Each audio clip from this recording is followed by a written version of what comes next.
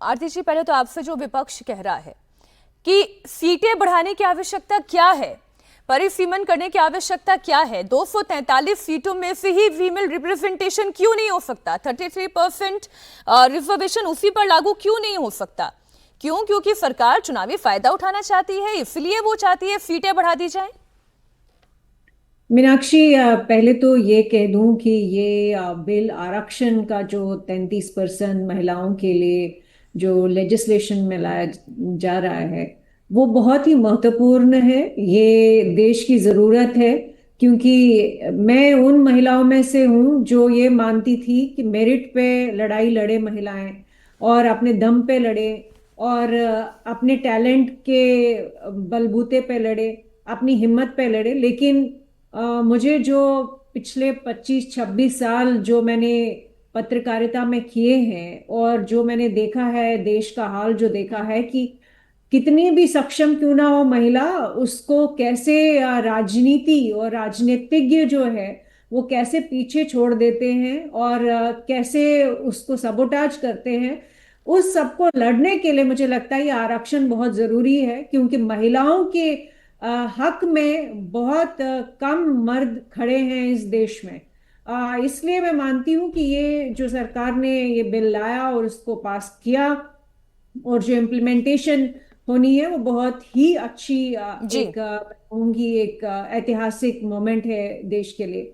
दूसरा ये कि क्या ये जितनी अभी करंट सीट्स है लेजिस्लेचर में, पार्लियामेंट में, लोकसभा में, उन उस पे 33% ही होना चाहिए था। मुझे लगता है कि विपक्ष का एक पॉइंट ये सही है, क्योंकि जो डीलिमिटेशन एक्सरसाइज जम्मू कश्मीर में हुई मैं उससे बहुत ही असंतुष्ट थी।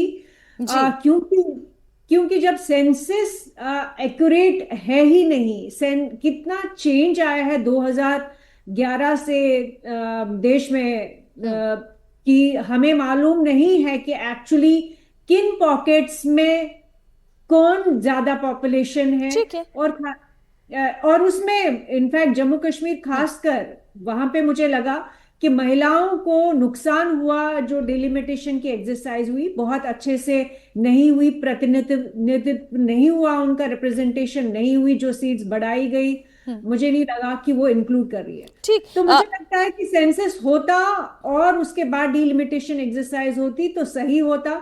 लेकिन इस और वक्त सेंसस का डेटा तो अभी हमारे पास केवल 2011 का आखिरी डेटा है, और इसलिए विपक्ष ये कह रहा है कि ये इतनी सब हड़बड़ी में क्यों हो रहा है। नीरजा चौधरी जी भी हमारे साथ जुड़ चुकी है। बहुत स्वागत नीरजा जी आपका भी।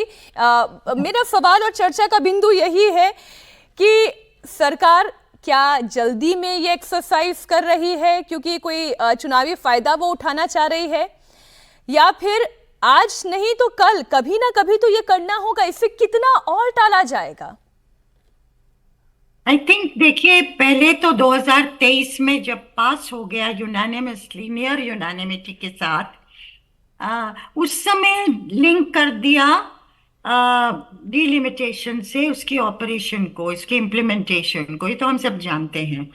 तो ये खटाई में रख दिया गया कि जब सेंसस होगा 26-27 का, उसके बाद जब, और सेंसस इस बार हो रहा है, पहले हाउस होल्ड का हो रहा है, फिर दूसरी चीजों का होगा सेकंड फेज में।